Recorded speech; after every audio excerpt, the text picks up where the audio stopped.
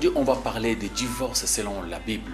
Qu'est-ce qu'est le divorce? Que dit la Bible à propos du divorce? On va quand même essayer d'expliquer aux enfants de Dieu ce qui dit la Bible à propos des divorces. Dans l'Ancien Testament, le divorce était permis par la plupart des lois et prévu par celle de Moïse. Dans le livre de Deutéronome, chapitre 24, à partir du verset 1 jusqu'à verset 4, si vous pouvez lire ensemble dans votre Bible, vous verrez comment l'Ancien Testament permettait aux gens de se divorcer, de faire des lettres de divorce à leurs femmes. Mais quand les chefs religieux juifs viennent opposer la question au projet de Christ à propos du divorce, Jésus commença par leur parler du mariage et leur montrer la volonté de Dieu, ce qu'était la volonté de Dieu. Si vous allez lire dans le livre maintenant de Matthieu chapitre 19, verset 3 jusqu'à verset 9, lisez ensemble avec moi dans votre Bible. La Bible dit ceci. Les pharisiens l'abordèrent et dirent pour l'éprouver, est-il permis à un homme de répudier sa femme pour un motif quelconque? Là, c'est les pharisiens qui ont posé cette question à Jésus-Christ. Écoutez bien la réponse de Jésus-Christ. Il leur répondit, n'avez-vous pas lu que le Créateur au commencement fit l'homme et la femme? Et qu'il dit que c'est pourquoi l'homme quittera son père et sa mère et s'attachera à sa femme, les deux deviendront une seule chair. Le verset 6, ainsi ils ne sont plus deux, mais ils sont une seule chair, c'est-à-dire une personne.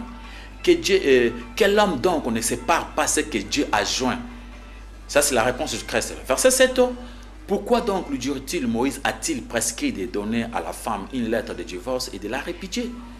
Jésus répondit encore dans le verset 8, parce que ça c'est la question posée par le chef religieux juif. Il a répondu, c'est verset 8, il a répondu, c'est à cause de la dureté de votre cœur que Moïse vous a permis de répudier vos femmes. Au commencement, il n'en était pas ainsi. Ça c'est la parole de Dieu. Le verset 9, je vous dis, celui qui répudie sa femme, sauf pour infidélité, et qui épouse une autre, commet un adultère. Selon Jésus-Christ, si vous répudiez votre femme pour vous marier à une autre, vous commettez un adultère. Alors, tout le monde devait savoir cela, que Jésus-Christ ne permet pas la divorce, que la Bible ne permet pas la divorce. Et si la divorce était permise auparavant, c'était à cause des incrédules, la dureté de cœur de beaucoup de gens, les incrédules, les gens qui ne voulaient pas croire. C'est pourquoi, à cause de leur cœur dur, Dieu avait demandé à Moïse de leur demander. Moïse, il avait permis de divorcer. Mais selon la Bible, selon la volonté de Dieu, dans sa volonté, il ne permet plus encore que les gens puissent divorcer. On peut aller vite dans le livre de Marc chapitre 10, lisez dans votre Bible, commencez par le verset 11 jusqu'à verset 12. Vous verrez, je peux lire ensemble avec vous. Il leur dit, celui qui répudie sa femme et qui épouse une autre, commet un adultère à son égard. Le verset 12. Et si une femme quitte son mari et épouse un autre, commet un adultère. Si on répudie une femme au mariage, cette femme ne peut pas encore se remarier. Si se remarie, elle commet un adultère. Et si un homme qui est divorcé ne peut pas encore se remarier selon la volonté de Dieu, on ne parle pas des païens, on parle des gens qui sont en Christ. Il y a aujourd'hui des hommes de Dieu, des pasteurs, des serviteurs de Dieu, beaucoup de frères en train de divorcer sans le savoir. Ils devaient savoir que la Bible dit ceci, si vous divorcez, vous commettez un adultère. Quand vous allez vous remarier avec une autre femme, il faut rester comme ça. Et il l'a précisé dans le Luc chapitre 16 et verset 18. Jésus dit, quiconque répudie sa femme en épousant une autre, commet un adultère. Et quiconque épouse une femme répudiée par son mari, commet un adultère. Si vous épousez une femme répudiée par son mari, vous commettez un adultère. Si cette femme-là était chrétienne et son mari était chrétien, et si elle est répudiée ou bien son mari l'a refusé, bien aimé, vous ne pouvez pas vous marier à deux femmes qui sont répudiées en même temps en étant chrétiennes. Alors c'est pourquoi tout homme de Dieu qui divorce avec sa femme devait entendre jusqu'à la mort de sa femme. Ce n'est pas moi qui l'ai dit, c'est dans le livre de Romains chapitre 7, verset 2 jusqu'à verset 3. L'apôtre est tenté de nous montrer que ce qui peut séparer l'homme et la femme, ce n'est que la mort. Si vous pouvez lire dans votre Bible que la femme est séparée de son mari, la loi va séparer la femme et son mari, ce n'est que par la mort. Et si l'autre n'est pas mort, l'un des congés n'est pas encore mort, l'autre ne peut pas se remarier. Ça c'est Romains 7, verset 2 jusqu'à verset 3. Et s'il se remarie, il commet toujours l'adultère. Alors, bien aimé, vous devez savoir que le divorce, c'est quelque chose que Dieu ne permet pas. Dieu ne permet pas à ses enfants de divorcer. Et si vous divorcez, vous n'allez plus encore vous remarier. Et si vous vous remariez, vous devenez un impudique. Les impudiques iront en enfer. Lisez dans le livre de Galates chapitre 5, verset 19. Tous les impudiques n'iront pas au ciel, ne verront pas la gloire de Dieu parce qu'ils sont impudiques. Et regardez dans le livre de Matthieu chapitre 5, verset 18. Jésus-Christ est en train de nous dire qu'on ne peut pas changer la loi. Et la loi, toute écriture qui est écrite, doivent rester. Je peux lire ça dans le livre de Matthieu chapitre 5, verset 18.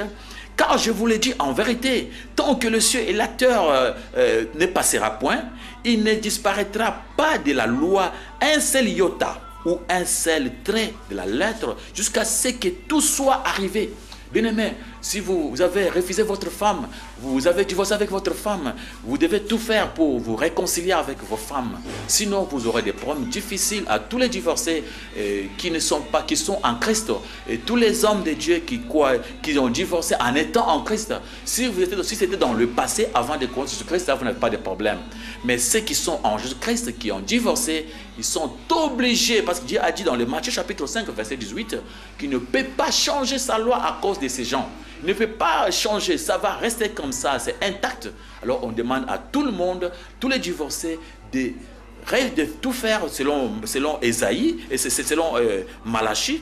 Et selon Malachie chapitre 2, verset 14 à 16, Dieu demande à tous les divorcés de chercher à se réconcilier avec leurs femmes. Que Dieu vous bénisse. C'était selon les Écritures. À la prochaine occasion, on va encore en parler. Bye bye. Bienvenue dans le Selon les Écritures. Que Dieu vous bénisse. Bienvenue dans le Selon les Écritures. Que Dieu vous bénisse. Aujourd'hui, on va parler de l'un des signes de l'avènement de Jésus-Christ. L'un des signes de l'avènement de Jésus-Christ. Pour mieux comprendre, je sais que Dieu va nous aider. On est en train d'aller petit à petit, chaque jour, on va quand même avoir du nouveau.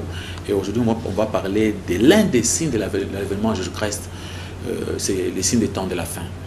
On est dans le livre de Matthieu chapitre 24. Prenez votre Bible aussi ensemble avec nous pour comprendre l'un des signes de l'avènement de Jésus-Christ. Matthieu 24, à partir du verset 3, on descend. Et il est écrit, il s'assit sur les montagnes des Oliviers. Les disciples virent en particulier lui faire cette question. Dis-nous quand cela arrivera-t-il et quel sera le signe de ton avènement et de la fin du monde? Jésus-Christ était assis, ils se sont approchés pour poser la question, savoir quel sera le signe de ton avènement et de ces fins du monde. Jésus leur répondit, prenez garde que personne ne vous séduise. Car plusieurs viendront sous mon nom, disant c'est moi qui suis le Christ, et ils séduiront beaucoup de gens. Jésus a dit, prenez d'abord garde. Il nous a mis sur nos gardes, il nous a prévenus. Prenez d'abord garde que personne ne vous séduise, car plusieurs viendront sous mon nom. Le grand signe pour l'événement de Jésus-Christ, c'est les faux vont venir au nom de Jésus. Il y aura plusieurs Jésus-Christ, plusieurs des gens qui vont venir au nom de Christ, disant c'est moi qui suis le Christ, et ils se diront beaucoup de gens. Et la Bible dit, car plusieurs viendront sous mon nom, disant c'est moi qui suis le Christ, et ils se diront beaucoup de gens. Jusqu'à ça a démontré qu'il y aura des faux prophètes qui vont venir, des faux Christ qui vont venir pour enseigner au nom de Jésus. C'est ce qu'il faut faire attention. Il demande souvent aux enfants de Dieu de faire attention parce qu'on est dans un moment où il y a beaucoup de faux Christ et de faux prophètes. Vous pouvez entendre quelqu'un en train de dire au nom de Jésus. Il faut savoir quel Jésus, parce qu'il y a plusieurs Jésus aujourd'hui. Il y a plusieurs gens qui prêchent au nom de Jésus, mais qui ne sont pas de vrais Jésus. Et on avance avec le verset, pour mieux comprendre, le verset 11 jusqu'au verset 12. On est dans le Matthieu 24. La Bible dit, plusieurs faux prophètes s'élèveront et ils se diront beaucoup de gens. Et parce que l'iniquité cessera accrue, la charité du plus grand nombre se refroidira. Plusieurs faux prophètes s'élèveront. Ils se diront beaucoup de gens. Ça, c'est le signe, l'un des signes que Jésus-Christ a démontré avec énergie pour demander à tous les disciples de se mettre sur leur garde et de faire attention. En disant, plusieurs faux prophètes s'élèveront. Ils se diront beaucoup de gens. Car l'iniquité, ça sera accrue, les gens vont accepter, les mal seront acceptés, on va refuser le bien et les gens vont accepter seulement des prédications des faux prophètes. Pourquoi les gens vont refuser les prédications des bons serviteurs pour s'attacher aux prédications des faux prophètes? Jésus-Christ donne la raison dans le verset 23 jusqu'au verset 24. Parce que les faux prophètes vont venir avec des miracles, et des prodiges, ils vont faire des choses pour bouger le monde. Et il faut faire attention. Et le verset 23 nous dit ceci: si quelqu'un vous dit alors le Christ est ici ou il est là, ne le croyez pas. Jésus-Christ demande aux gens de ne plus avoir la foi, de ne plus avoir la foi envers les faux prophètes. Et si on vous dit que Christ est ici ou il est là, ne le croyez pas. La Bible dit dans le verset 24, car il se lèvera de faux Christ et de faux prophètes, ils feront de grands prodiges et des miracles, au point de se dire s'il était possible, même le zélie. Voyez? Alors, si quelqu'un vous dit le Christ est ici ou il est là, ne le croyez pas. N'allez pas. Parce que la Bible dit clair, car il s'élèvera des faux Christ et des faux prophètes, et ils feront des grands prodiges et des miracles, au point de se dire s'il était possible, même les élus. Aujourd'hui, bien aimé, Jésus-Christ nous prévient de ne plus suivre seulement les miracles, ne plus seulement aller derrière les gens parce qu'ils font des miracles, parce qu'il y a beaucoup de gens qui vont faire les miracles au nom de Satan. Alors, au nom de Jésus, mais qui ne sont pas des vrais miracles, qui sont des miracles sataniques faits en train d'être produits au nom de Jésus. Et Jésus-Christ ne s'est pas arrêté par là, il est avancé pour nous dire dans le verset 25, voici, je voulais annoncer d'avance. Jésus-Christ, je voulais annoncer d'avance. Si donc on vous dit, voici, il est dans le désert, n'y allez pas. Voici, il est dans le chambre, ne les croyez pas. Alors Jésus-Christ, il a dit, nous les a prévenus. Si vous entendez parler d'un Christ qui fait des miracles, il faut faire attention. Ne crois pas, n'allez pas. Ça, c'est la parole de Dieu. Alors, bien aimé, Jésus-Christ a démontré le signe des temps de la fin, qu'il a parlé avec énergie. C'est le signe de faux prophètes et de faux Christ qui vont venir avec la puissance d'opérer des grands miracles, avec des prodiges. Et Jésus-Christ demande aux gens de ne plus avoir foi à ces gens-là. Et on nous a montré dans le verset 12 que l'iniquité, ça sera accrue. Les gens vont souvent aimer les faux, les mâles, et ils vont refuser la vérité. Alors, la Bible dit dans le verset 13, celui qui va persévérer jusqu'à la fin sera sauvé. C'est pourquoi dans le livre de 1 Jean chapitre 4, verset 1, la Bible nous demande d'éprouver les esprits.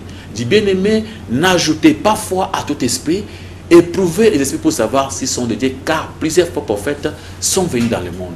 Nous devons faire attention, éprouver les esprits, examiner le prédicateur d'aujourd'hui, chercher à connaître s'il vient de Dieu ou bien de Satan. Parce que Satan opère aujourd'hui, il fait des miracles au nom de Jésus-Christ. Et les gens prêchent aujourd'hui la parole au nom de Jésus-Christ, en train de faire des miracles et des prodiges. Et si nous allons seulement croire aux hommes de Dieu seulement parce qu'ils font des miracles, ça sera un grand problème. Parce que Jésus-Christ l'a dit, et prenez garde que personne ne vous séduise, car ces gens-là vont faire des miracles et des prodiges. C'est pourquoi aujourd'hui les enfants de Dieu qui suivent seulement les gens parce qu'ils font des miracles, ils sont vraiment dans l'erreur grave. Il faut faire attention. Attachez-vous à la parole. Attachez-vous à la parole qui est écrite et cherchez à comprendre aux Écritures, parce qu'avec les Écritures, la Bible dit, vous connaîtrez la vérité et la vérité vous